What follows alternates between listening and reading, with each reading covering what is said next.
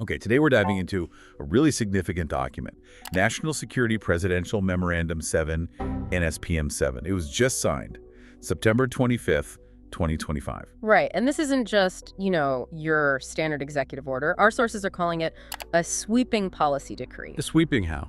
It basically retasks the whole government apparatus. We're talking defense, foreign policy, intelligence, law enforcement, everything. That sounds huge.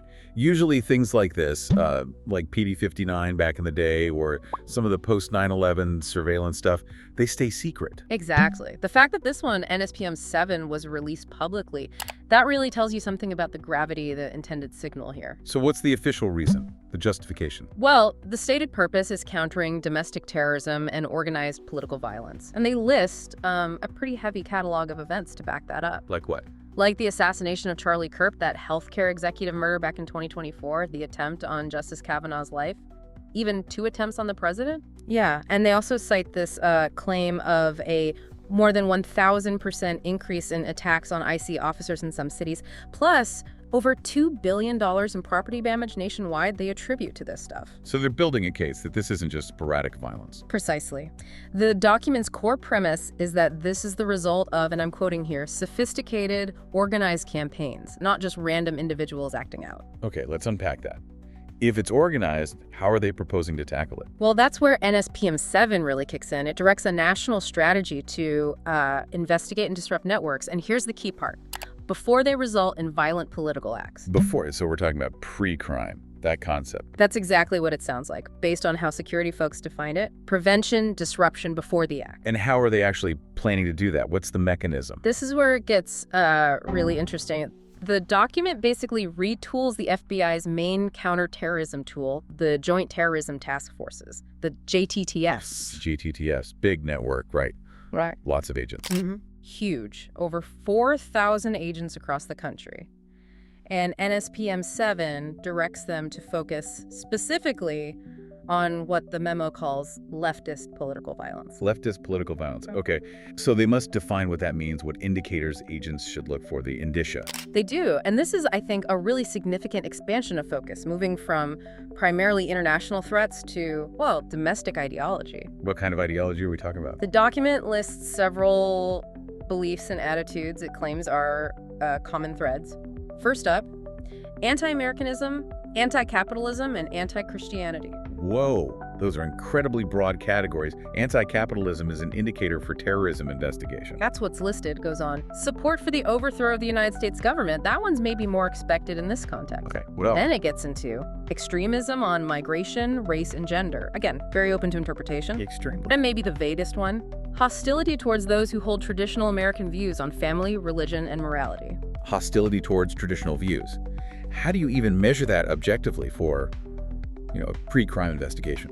That's the multi-billion-dollar question, isn't it? It directly connects political beliefs, rhetoric, viewpoints to potential federal scrutiny. And it's not just about preventing, bombings, right? The scope seems wider. Much wider. The Attorney General is explicitly told to issue guidance ensuring that domestic terrorism priorities now include things like organized doxing campaigns, swatting. Swatting, like calling fake emergencies. Exactly. Also looting and, quote, civil disorder. So things that were previously maybe public order issues are now potentially framed as domestic terrorism. Which implies monitoring online speech, political organizing. It seems unavoidable if you're looking for indicators like hostility or planning civil disorder, and the reach extends further into funding. Funding. How so? The directive points investigations towards non-governmental organizations, NGOs, also American citizens with foreign ties, potentially looking for FRA violations. FRA, that's the Foreign Agents Registration Act. Yeah, right. And maybe most critically, it targets funders, both institutional and individual funders of these organizations. So if you donate to a group that expresses, say, hostility towards traditional views, you could potentially come under scrutiny. The IRS commissioner is specifically directed to make sure tax-exempt organizations aren't, quote, directly or indirectly financing political violence. The link is explicit. Okay, stepping back then.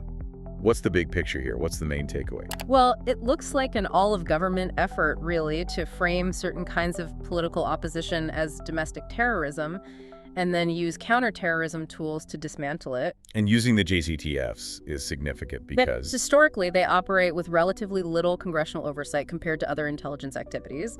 It creates potentially a very large, somewhat opaque internal security focus. Right. And the focus on speech. You mentioned chat forums and educational institutions. Yes, the document argues that violence often starts with dehumanizing language in those spaces. What's telling, as our sources point out, is that the memo makes no mention of the fundamental right to organize or protest. Which implies? The implication seems to be that political action happening outside certain approved channels is suspect, potentially even inherently terroristic in this framework. So the final thought for you, the listener, is this. If expressing hostility towards traditional American views can now be an indicator for a potential pre-crime investigation, how do organizations or even individuals involved in politics or education navigate this? What does this new landscape mean for expressing dissent or alternative views? That's the question to really grapple with.